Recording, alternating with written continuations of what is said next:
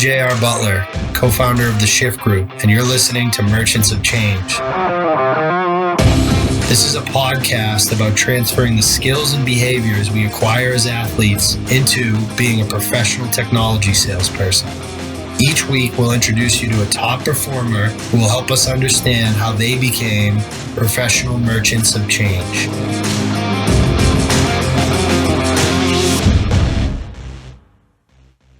What's up, kid? How you doing, Haley? I'm good. How are you? Sorry, I should have warned you. I start every call with that.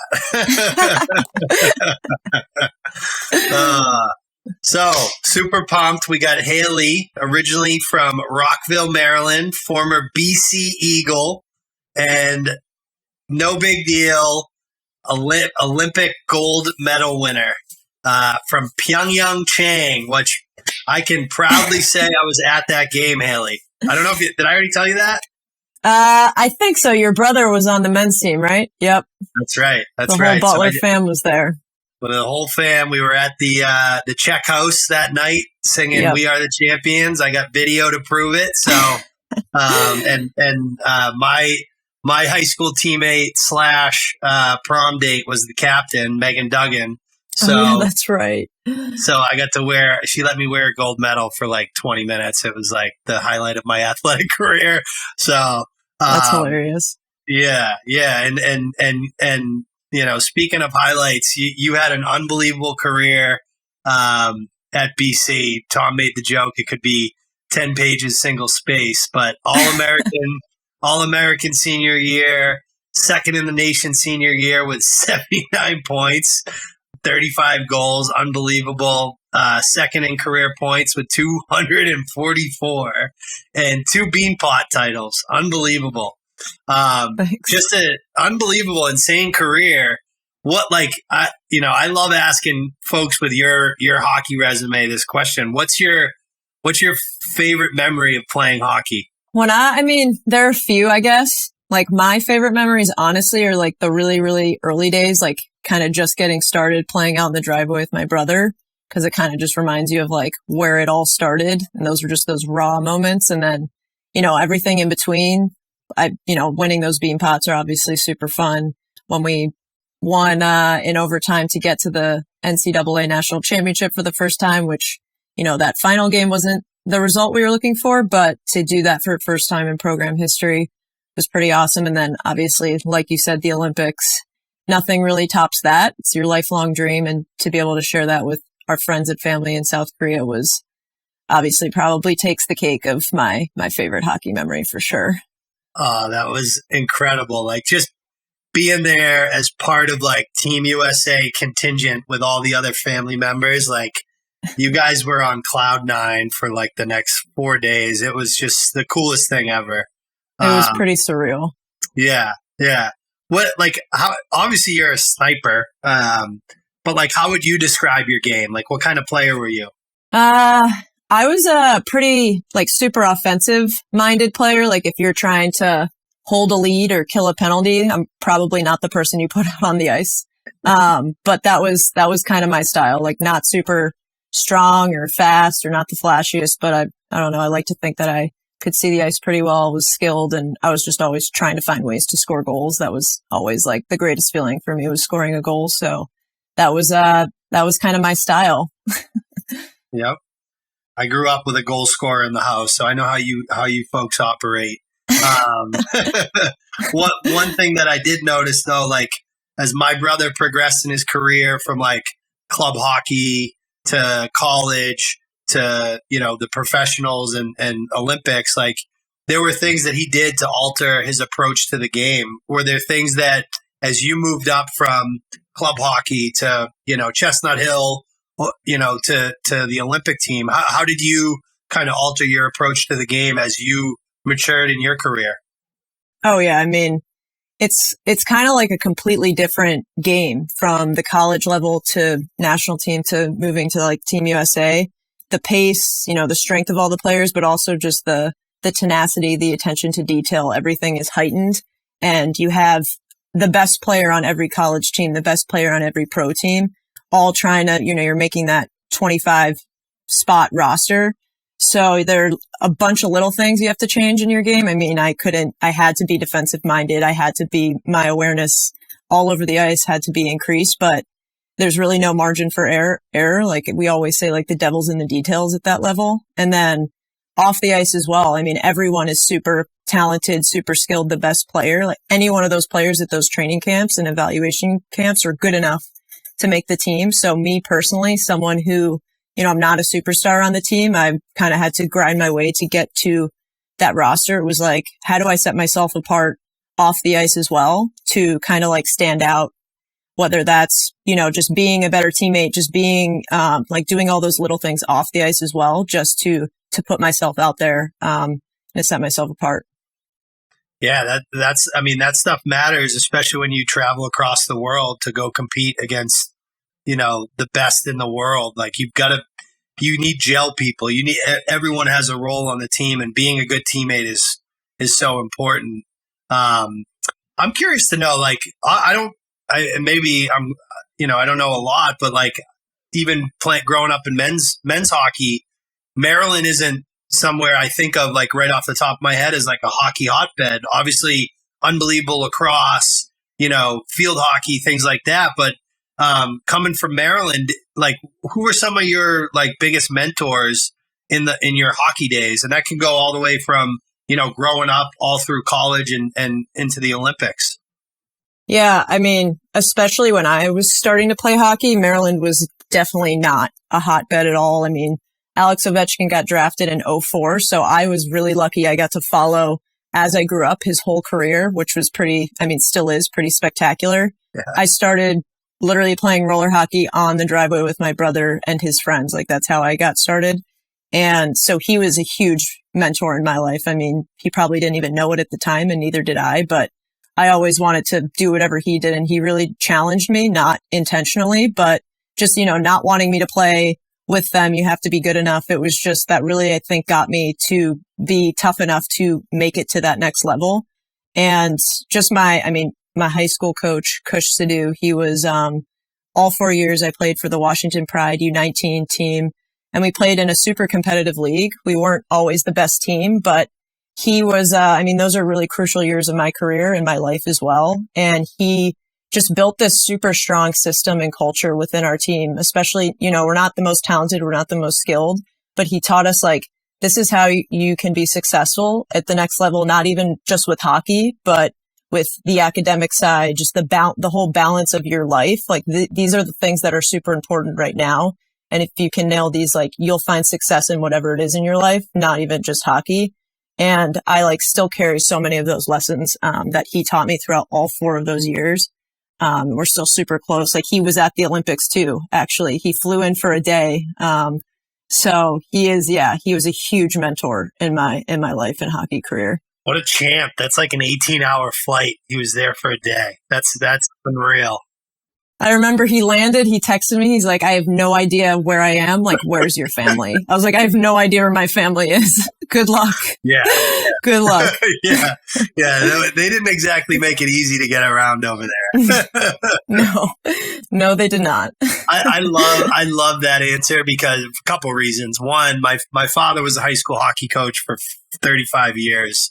And now since I stopped playing hockey, when I retired, I got right into coaching and I focused on U16 and U18, not because I like enjoy those ages from a hockey perspective, but that is like really when boys become men and girls become women. And like, that's really like that. Those years are so foundational to who you become as people. And like sports, athletics, hockey is such a good vehicle to start building that foundation of like great habits and like just being a good person. So that's really cool that he had such an impact on your life. Yeah. No, he's been huge. Especially, when I started playing on that team, I was like 13, 14 years old. And when I stopped, I was like 18. Like that's a lot of years. And I was a completely different person, different teammate. And my teammates could probably tell you that, from the beginning to the end. So I really do attribute a lot of that to just like his mentorship. Yeah, listen, I think we all mature as teammates as we grow up. Like, do you have any favorite teammates from your playing days, and why were they your favorites? Yeah, it is hard to choose just one. I can name a couple.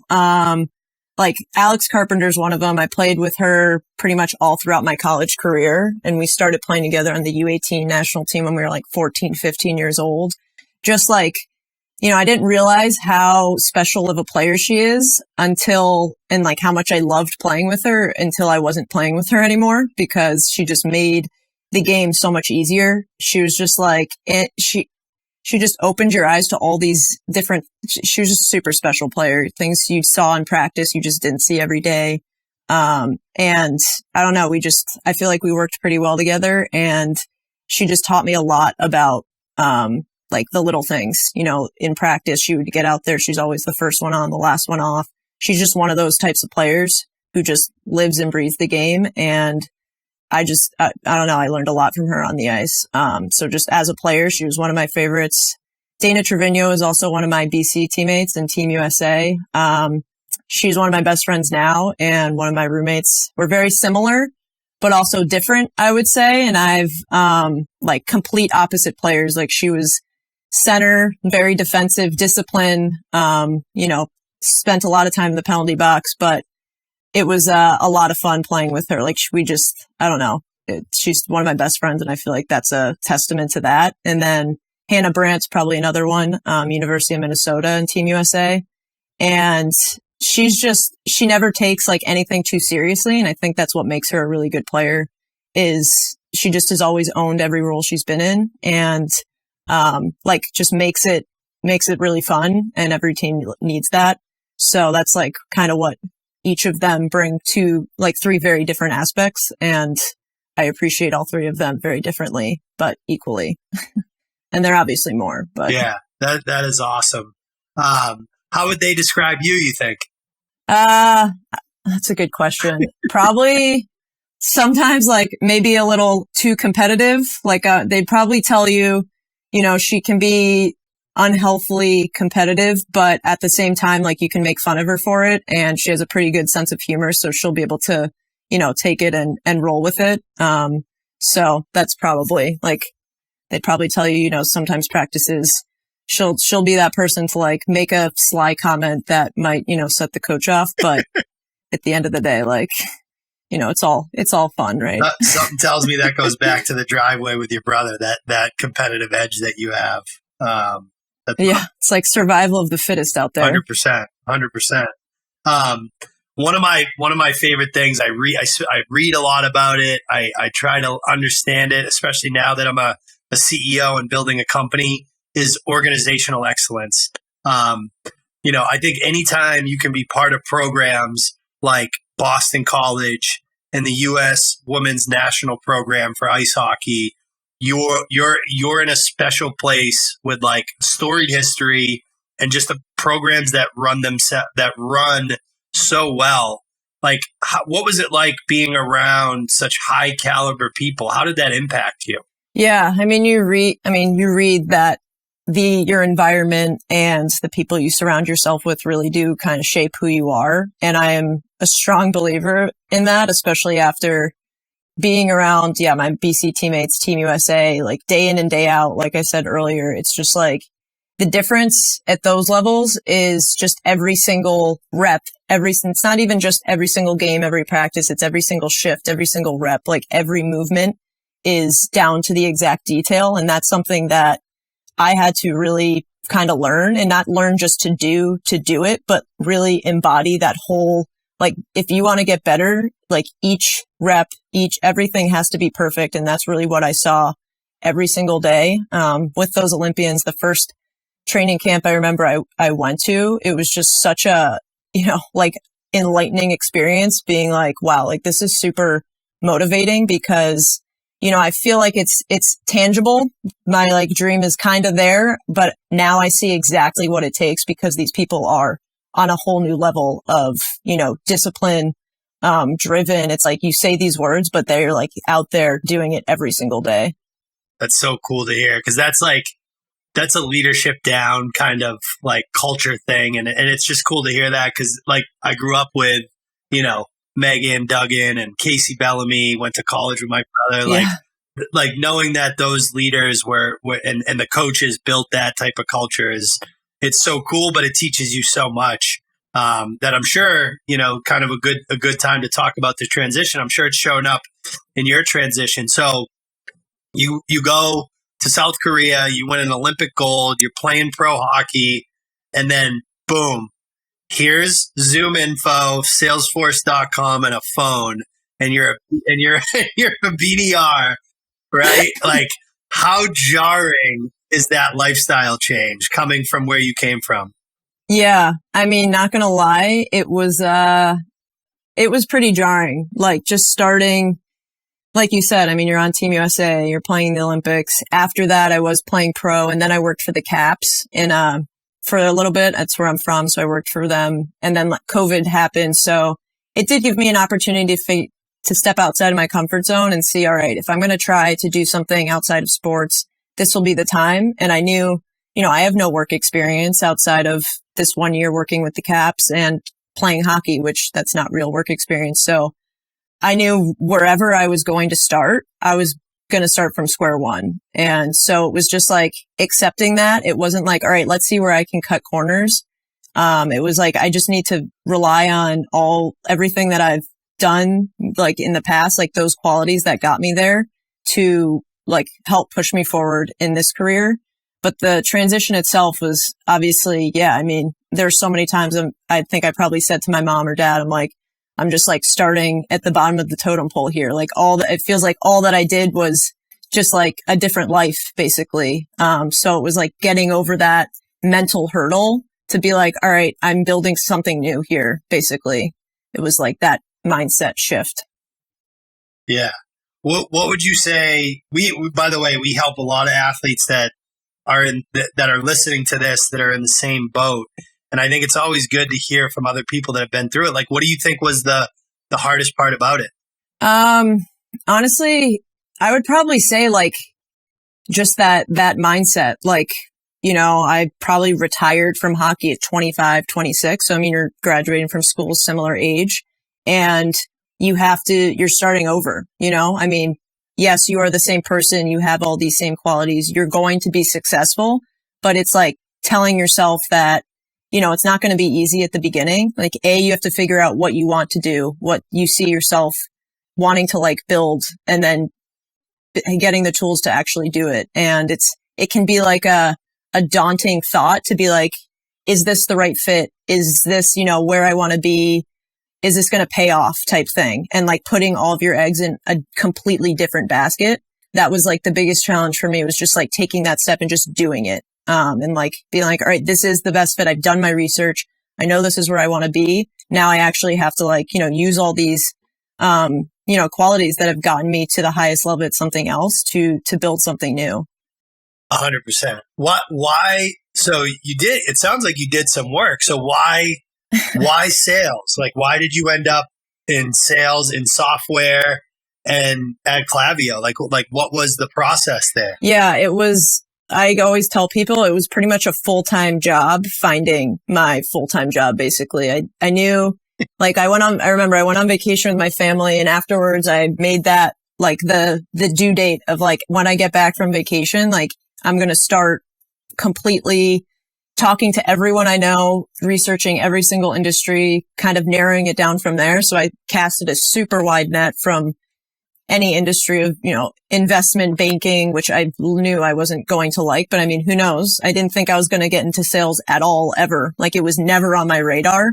But that's why you have to do your research, because as I was just talking to people in different industries, former teammates, friends, family friends, I heard of Klaviyo through a hockey connection, obviously. And the more I ended up narrowing it down to tech and sales, because just the more I was talking to people and realizing, all right, I feel like this is the best way for me, with my current like qualities of just super competitive, super fast paced, like you can kind of create your own success in this industry, which I liked. It's like really what you put into it. And I found Klaviyo. I like instantly was just finding myself really curious to learn more about the company. I understood its product and its mission. Like the people and the culture were super strong. I knew some people already worked there, which always helps me in making a decision process, that like kind of comfort level and knowing I could ask questions at any point to people I already knew. And that's kind of how I narrowed it down. And throughout the interview process, I was going through couple different ones. That's when it really solidified to me, like, this is where I want to be, because I could see myself just naturally, Googling more about the company. You have a mock interview, and I was so dialed into it, probably spent way too much time on this. And I was like, that's probably my sign that this is where I should be, because I actually genuinely care about it. And this isn't even a real sales call. It's a mock call. So that's kind of how I narrow it down. But it's so much. It was a lot of work, but it really paid off. Yeah. I mean, you gotta trust your instincts. And I think you know when you know, right? Like, yeah, it sounds like you had that passion for them right away. We're really fortunate. I'm probably to a little bit of a fault. Like when I was a VP of sales at one point, the best year I ever had, actually, I had a full team of female sellers, and it was the best year I ever had. And that is definitely not a coincidence. So one of the things I love about our business that we run now is close to 50% of our candidates are women that were, former athletes like yourself. A lot at the college level, some at the Olympic level. What guidance and advice would you give to other women that are listening to this, that are going through the transition period from sports to entering the more traditional workforce? Beyond, like you said, like, hey, just suck it up and realize that you're going to carry the water bottles again, right? Like that's, I love that, by the way. And we tell people that all the time. Like, I'm sure they didn't care about how many goals you had at BC in the interview, right? So it's like, but like, what is some of the guidance, some of the advice that you would give to, the females, the shift group candidates, and others out there that are listening to this that are going to be making the same transition, that you did? I would say it's a lot of just relying on what got you to like where you were previously. Like as an athlete, like you were super successful and got to the level that you're at for a reason. It's not like you have to change who you are. That's like my biggest advice is, like, throughout the whole process, I never felt that I had to change like who I was. Like that's kind of what got me there. So it was more so finding a fit that was, catered to me and like my characteristics, which is why I found tech sales, because, I'm someone who I am super like progressive, wanting to learn more, wanting to move fast. Like, that's like who I am. So it's finding like what is the best fit for you and not changing who you are. And also asking a ton of questions, don't be afraid to reach out to someone who you don't know, or asking questions you don't think are good questions. Just, you're kind of starting something new. So just don't have any regrets with what you're doing. Cause, at the end of the day, no one really knows what they're doing. So just figuring out, what works best for you and not second guessing your own process and your thoughts. Like you got to a successful level in sports. You will do that in your next endeavor. Just, trust that and your process, and then also enjoy it, because, at the end of the day, like you want this whole process to be an enjoyable process for you. It shouldn't have to feel like a huge chore or job. Like I found it to be a fun challenge, honestly. Like, let's see, all these different companies are out there. It's like all these cool opportunities, and it's just finding what's the best fit for you. Yeah. I love that. We have a whole course called Be an Athlete, because that's what we tell them. We're like, listen, just because you're not lacing them up anymore or going or getting in the pool or whatever your sport was, you need to bring everything you brought to that game to get to the level you did to this one. And if you do that, you will be successful. Is there anything you would do differently now that you're kind of a couple years out from it? To be honest, I don't think so. Like, I don't think I would. Like, I love the decision that I made, and I don't know, maybe like just going through any big decision process I've made, I've always felt the need to just be I always wanted to avoid any regret. So I would try and think ahead and be like, what would I regret about this decision, from like my college decision, I remember I was choosing between two travel soccer teams in middle school that felt like a life altering decision at the time. And I would, talk to people on each team. Like I always wanted to make sure I was doing my due diligence. And my dad is like probably one of the most well-researched, thorough people I know. So maybe just naturally I got that from him. But throughout this process, I really tried to cross my T's and dot my I's and make sure that I wasn't going to have any regrets. And right now, honestly, I don't think I would change, anything with my process of where I am today.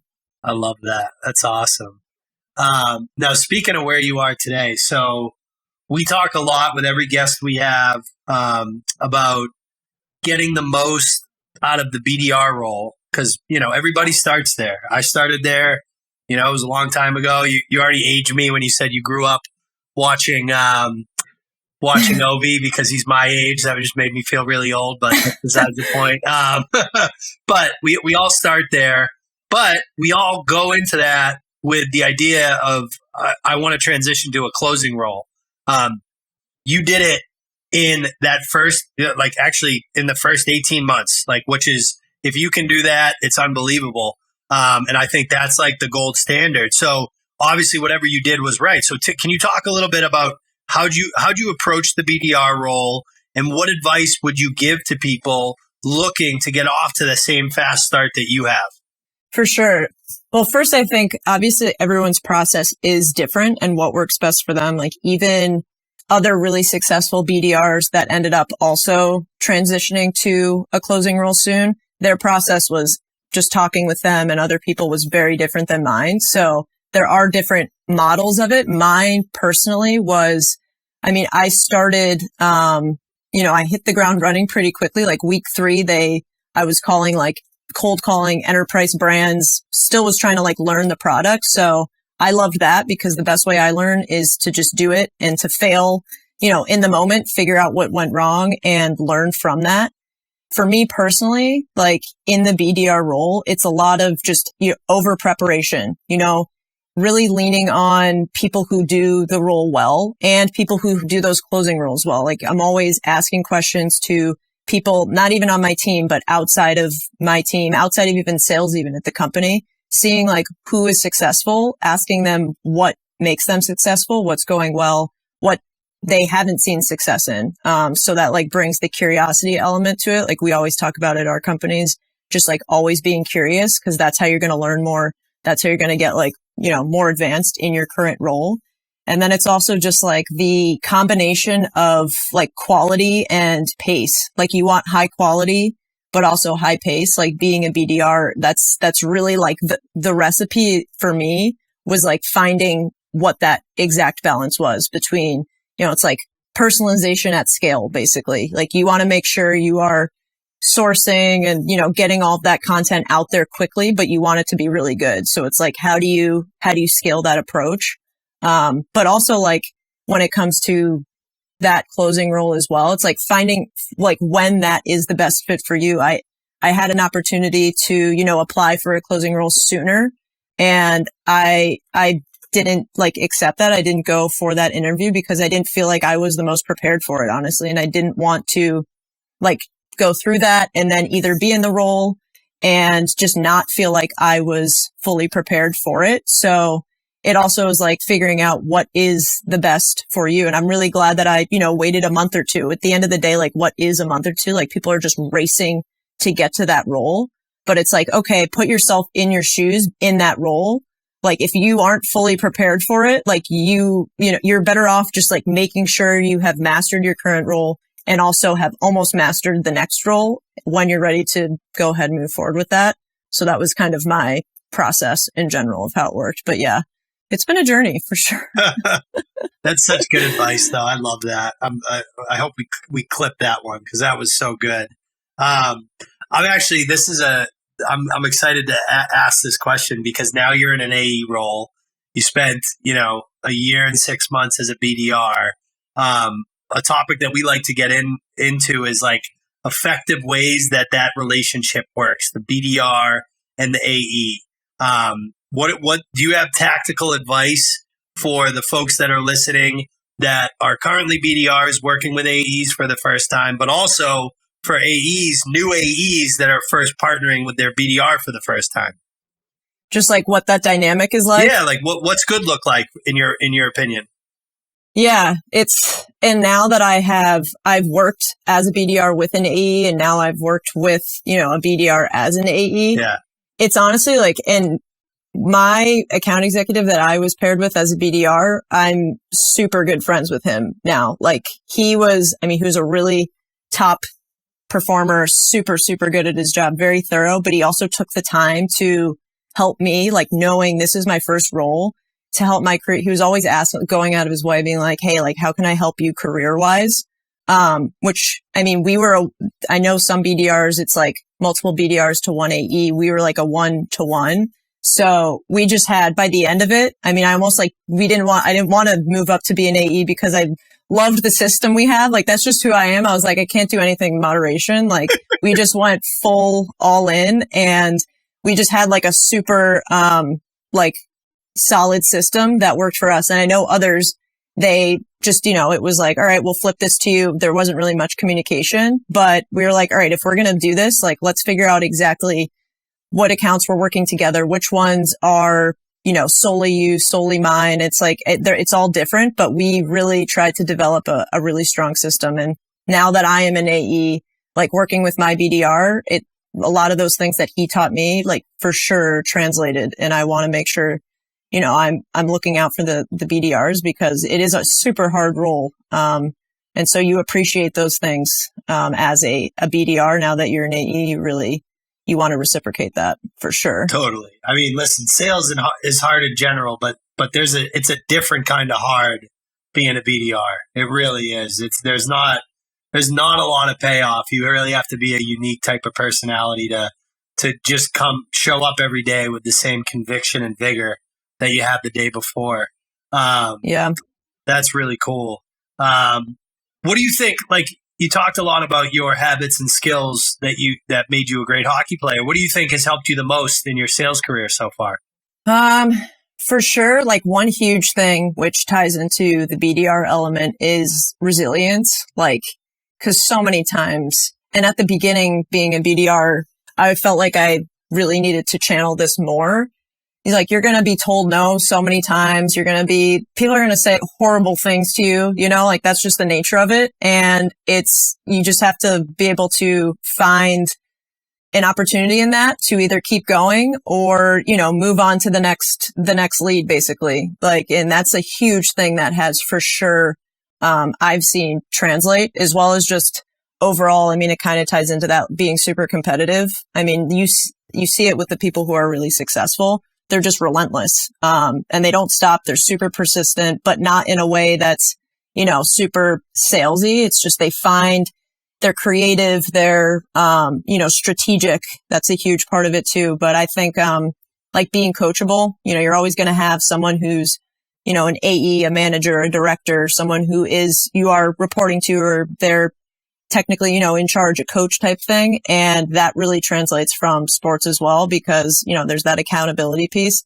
I'm someone, like, I tell a manager, anyone, just tell me exactly, just be honest. Like, don't try and beat around the bush. Like, I want to know exactly what I'm doing wrong so I can learn and improve from that quicker. Like, that's always what I say. I don't need anything to be sugar coated. I want to be coached. Be as transparent as you like. The more transparency, the better. And then it's also like the collaboration piece. So like with hockey, especially you're trying to make an Olympic team, you're playing on the same team as people you are competing with for a spot. And that's kind of it for sales too. Like your team, yes, you are a team, you're all working together, but you're also technically kind of competing. So for me, I more lean on the collaboration aspect, because at the end of the day, we're all working towards a common goal. Like, we are a part of something that is bigger than us. So if you can kind of channel that and wrap your head around that to embody that every day, like, you'll find your own success as well. But it's like, you're working together towards this common goal. So that whole teamwork element is always huge for me as well. That's always transferred. For the record, for everyone listening, Haley is not reading off our website, but Haley just named the top 4 reasons why I tell people that they should hire athletes: resiliency, competitiveness, coachability, and collaboration. And that, to me, the teammate you compete against is like it's so translatable from sports. My freshman year, my roommate was a defenseman. And as you know, I'm a defenseman, and there's only so much ice time, right? Right. So we get into practice. He's got his head down coming through center ice. I'm putting a shoulder in his chin 100% of the time. But then I will do anything for him on the walk down back to the dorm if somebody tried to step up to him. Like, he's still one of my best friends in the world, but we competed every day. Sales is so much like that. You want to be the number one person on the metric board, but you want your teammates to be right behind you and doing well, right? Like, you don't hope for failure for anybody, and you'll help them even though you're competing with them. It's such a great, like translatable thing from sports to sales that I don't think quite appreciate. Yeah. And exactly, like, when someone nails that on your work team or someone, I can just know, I'm like, that person for sure, like, played sports at probably a somewhat high level, because they just get it, like, they check in on you. They're like asking how they can help. They offer to help, but they're also really good at their job. Yeah. I hope actually also there's some managers listening to this, because we get calls sometimes from the people that hire from us, like, JR, any advice on how to manage these people? And I tell them exactly what you said. I go, listen, this isn't your standard Gen Z millennial, like, keep your gloves on and like deliver everything with honey on it. Like, these are athletes. You need to tell them exactly what they're doing wrong. They've grown up getting constructive criticism and feedback their entire life. If you're too soft with them, they won't get the message. Like, don't be afraid to just tell them what they're doing wrong, because they're going to get it and they're not going to take it personally, and they're still going to have confidence. Because if you can't take feedback and you let constructive criticism hurt your confidence as an athlete, you're done. You're never going to make it to the level you did. You know what I mean? And it's huge that you brought that into the business world. Yeah, it's definitely helped me for sure a lot. That's awesome. Have you gotten to develop any mentors in your new career, Haley, at all? Do I have any mentors, you're asking? Yeah, like in the business world, in sales, like, do you have any valuable mentors that you've developed so far? Yeah, for sure. I mean, my first account executive, he is a huge mentor. Like, he's probably the biggest one right now. And like I said, it was just like the piece of, the BDR AE relationship. Like, at no point was he, I don't know, like, it was like we were working together. He wasn't working above me. We have this common goal. Like, this is what we're doing. And then he just being one of our like top account executives in the whole company, he would still go out of his way to just see, okay, like, what do you want to learn today? Like, is there anything? Like, we would have a weekly one-on-one outside of our one-on-one just to go through career stuff. So when I was trying to, practice demoing platform things just for career development, he was the one that I would always turn to, because, I just always knew he would be there for support, and he always just offered incredible advice. And it didn't hurt that he was just so technically smart too. I really got lucky being paired with him, as well as my manager right now. I mean, he also was he played hockey. He's been in the tech space for a while. And I mean, he's more of like a lead by example. Like, I just can tell that he's a very, he was a super successful account executive wherever he's been. And I can just see that every day. If he hops on one of my calls and just starts talking with a prospect, like, you can tell just how thorough he is. And it's like pretty motivating, because you're like, I want to get to that point where I'm that good and I'm that comfortable in that role at any given moment. That's awesome. Like that. And that's all, like, you can't ask for more than like having some people to look up to in your first job. Like, I always tell, we have candidates that are like, well, this one's 5K less, this one's 5K more, this one's hybrid, this one's remote, this one I have to go to the office, this product does this product does that. I'm like, listen, for your first job, the most important thing is that you're going to be surrounded by people that you can learn from.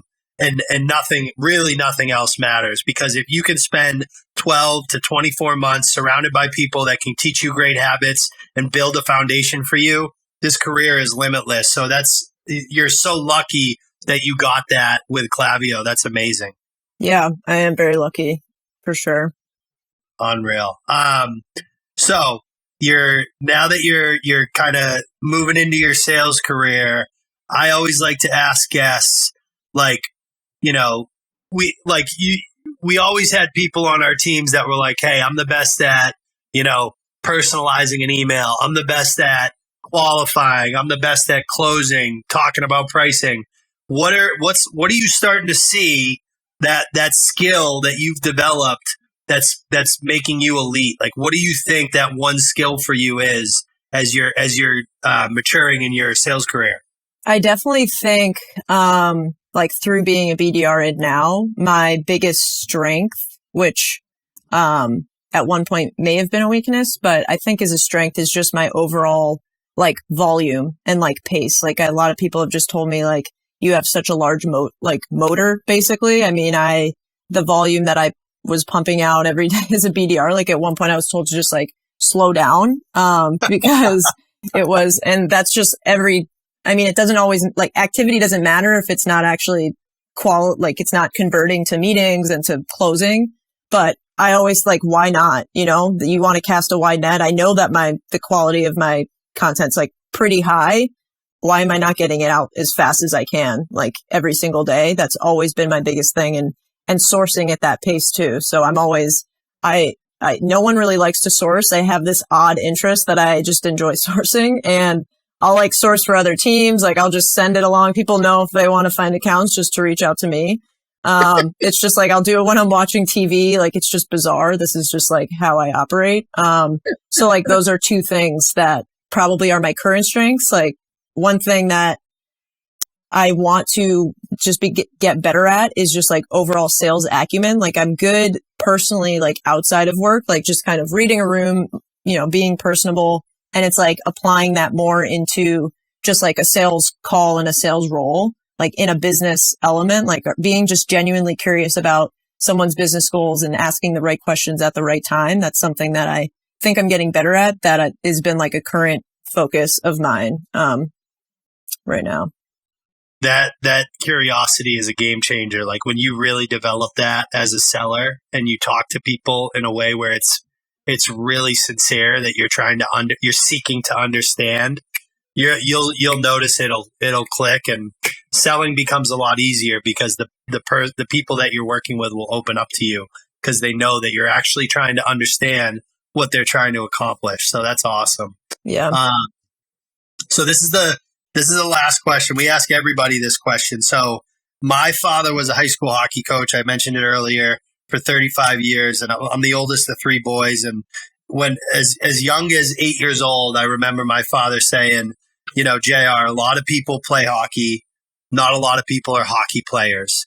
And he kind of like instilled in us, kind of like, honestly, like being a pro, even as a young person, right? Like taking everything seriously, being prepared, getting rest, eating right, you know, practicing, understanding the competition, right? Mm-hmm. So one of the highest, we think the highest praise that you can give a salesperson is calling them a pro, right? So it's the same idea. There's a lot of people that sell software. There's not a lot of people that are software sales professionals. So I just would love to hear in your words, like, what does being a pro in this industry mean to you? I think honestly, it's the three things. I think it is that like being genuinely curious, like that's always one of our top things. It's a natural, like skill to have. And that is really what makes a salesperson a pro, paired with like being customer first. That's always what we say too. So putting the customer first, that's a huge thing. And you'll just naturally like get better at sales. And that is what makes you a pro. And then thirdly, which is my most important, if you just have this in itself, like I would consider you a pro, is like sales is all about performance, you know, hitting your number, overperforming. But for me, the pros are the ones who do that naturally, but then also make they elevate the performance of those around them. Just by always like they're always being curious and learning, but then they're applying that to their peers. And I'm just thinking of like a few specific examples of people at my company right now, like those people that I consider pros and the qualities that they show every single day. And that's really what it is. Like they're always trying to make our company better, make the industry better by using everything they've learned from being genuinely curious and sharing it with everyone else. So everyone gets better. So awesome. Great answer. I love that. Haley, this was a great conversation. It was great. So, thank you so much for giving us some time. I really appreciate it. Yeah, thanks for having me, of course. Absolutely. Good luck on your journey as an AE, and we'll talk soon. Thank you very much.